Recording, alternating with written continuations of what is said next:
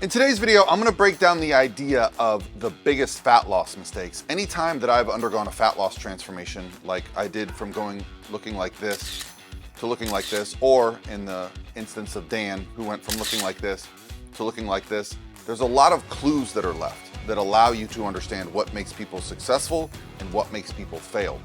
And so I'm gonna explain the top 5 reasons why people fail fat loss, and hopefully these apply to you. And I've got one bonus, so it's actually gonna be 6 if you wait till the end.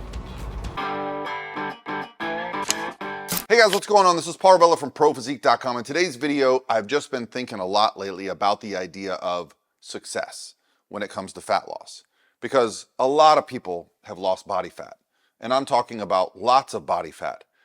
And oftentimes when I consult with them, what I find is that they were able to lose body fat, but they put it all back on.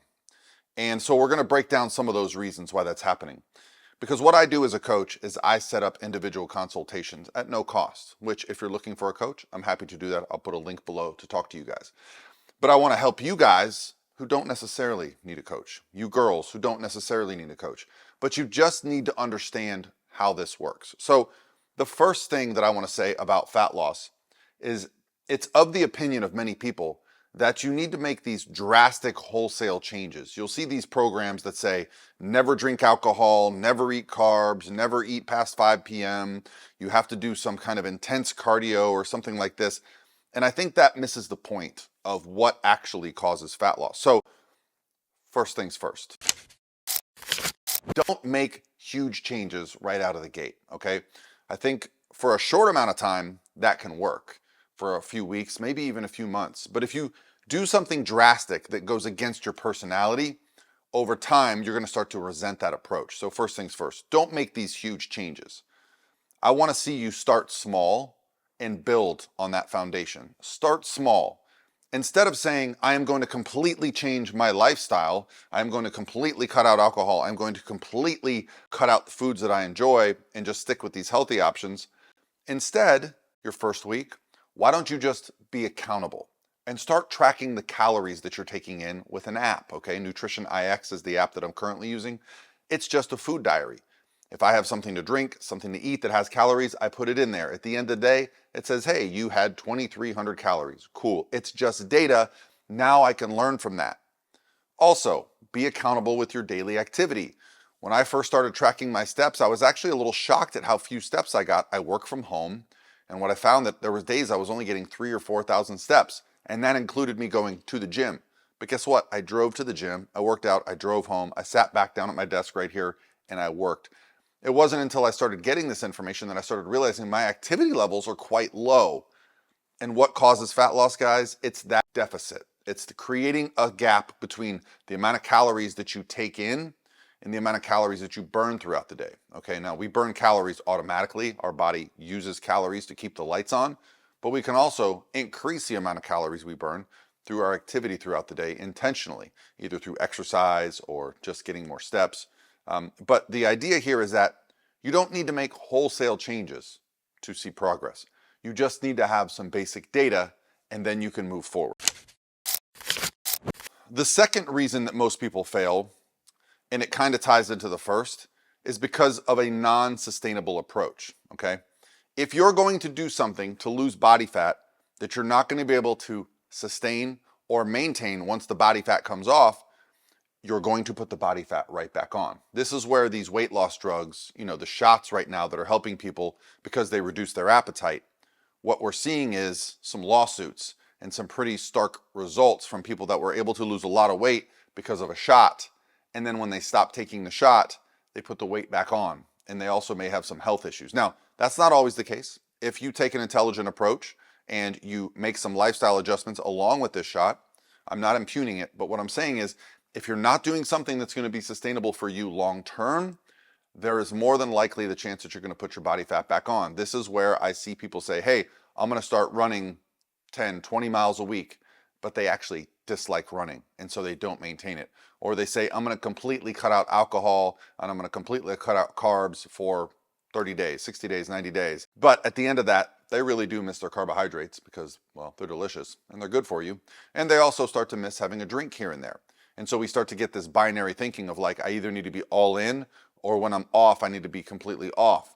Instead of just finding a balance, finding a way to incorporate a little bit of what you enjoy with a little bit of discipline and moving forward. The third thing that I most commonly see where failure approaches is setting really unrealistic timeline expectations. When I get on a consult with someone and they're like, I really want to lose 30 pounds and I have about 6 weeks to do so, I say, listen, man, fat loss is a rate limiting process, okay? There is a limit to how much body fat we can lose in an amount of time. And so when you set up a goal like that, and let's say you drop 2 pounds the first week, and then you go, man, if I keep this up for 6 weeks, I'm only going to be down 12 pounds. I'm not going to be anywhere near my goal. You get frustrated and you give in. Setting a realistic expectation for weight loss is important. That's going to bleed right into the next problem I see, which is focusing solely on the scale, right? A lot of times when we're focused on fat loss, we wake up in the morning and we go get on that scale, and if the number's not down, it's going to negatively impact us because yesterday we hit our diet, we did all the work, but the scale's not down. Understanding that the body is not just fat on that scale, okay? It's water, it's muscle, it's all other things that's going on in our body. You can be down several pounds of body fat and the scale has not moved. So what you really need to pay attention to is other data, okay? Data such as measurements, pictures, how your clothes are fitting, how you look in the mirror, okay? You can see fat changes sometimes before they are translated on the scale. Understanding that if you are in fact creating a deficit, if you are in fact going through the process of dieting and moving more and focusing on your activity levels and your calories to create a deficit, the scale will translate that eventually. But if you've also recently started something new, a new activity, a sport, resistance training, there's more than likely going to be a benefit to lean body mass, which can actually increase the scale. However, that is good for you. Muscle is very, very good for our bodies long term, for our overall health and well-being. So if there's no drop on the scale, but there's drop on inches and you look leaner, that is a huge win. The final one that I find in this era that we live in is almost the overwhelming amount of data and information that we're given and feeling like we don't know what to do. I call this paralysis by analysis, okay? Something I learned back in school years ago where you actually get so focused on doing all the things right that you never actually take the first step. Okay, so I'm going to give you some basic guidelines on just how to get started, and the things that I've seen that have helped the most people be successful is just by taking that first step into tracking what you're taking in on a given day. I think for a lot of us, we think, oh, I probably eat about 1,500 calories, I eat 2,000 calories, I eat 12, whatever it is. However, unless you start plugging it in, you might not realize that that muffin that you're eating has 40 grams of fat. And that is 360 calories just in fat from one item, right? And so you think it's a muffin and it's not much, or you get the coffee from Starbucks that's got the, heavy cream in it and you don't realize that it's 1,000 calories. And so these little things can add up over time. When I started being accountable, it was a real eye-opener for me just how way off my calories I was, and I started to rein things back in. Accountability is really the key here. Okay, once you start to understand what your calories are, and don't judge it, just check it for data.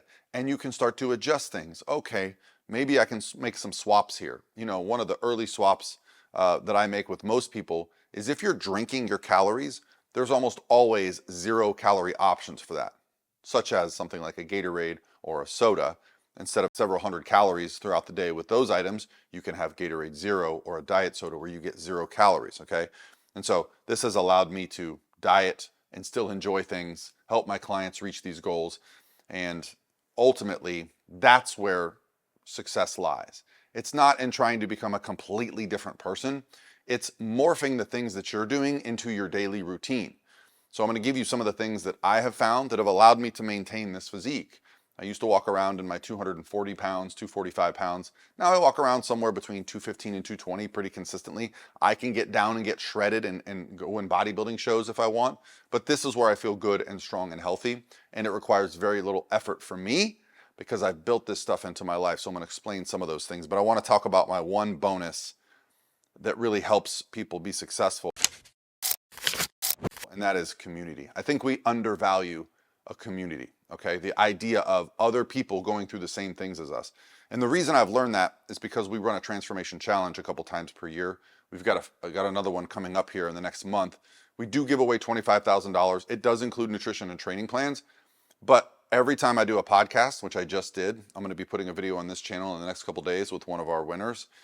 I hear how valuable being in the group was, the group setting, the idea. And I think for most of us, if we decide to make a change to our lifestyle where we want to lose weight, put on muscle, look better, feel better, we might be the only person in our household, in our gym, in our community that's going through that. So if you can find a community of like-minded people, it will really give you some extra motivation, some excitement, and it will help things move forward. I've said it before, content is king, but community is kingdom. And you guys are my community, giving me feedback in the comments, letting me know what's going on. I did an event this weekend in Dallas, a live event where I had people come in and we spoke and talked about nutrition and training. And the feedback that I got from them really reminded me why I love doing this. Sometimes putting out content can start to feel like a bit of a chore, especially because I don't put out these wildly different messages. I've been saying the same messages for years, trying to give you guys information. But when I see people and talk to people, it's a really great reminder for me. So what have I done to allow me to maintain this? First things first, I get up every day and I walk on my treadmill. That's just a given. It gives me good energy. It allows me to start the day with like a win. It also perks me up mentally, physically. I get going from a walk like that. Then I have pretty much the same breakfast every day.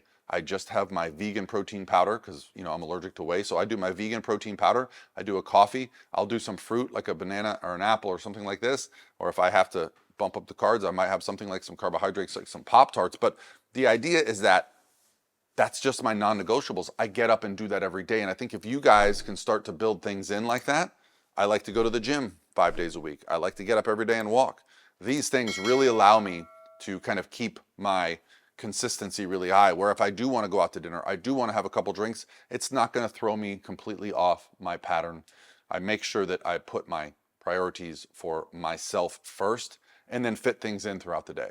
Hopefully this, guys, it gives you some insight into what it takes to succeed, because fat loss should not be about 30 days, 60 days, 90 days. It should be about changing your lifestyle. And that's exactly what I want to help you guys do. So let me know if you have any questions below, comments below, specific things like you have a question about a diet, about a cardio style. I've talked a little bit about things like HIIT cardio versus list cardio and why I think some things are valuable.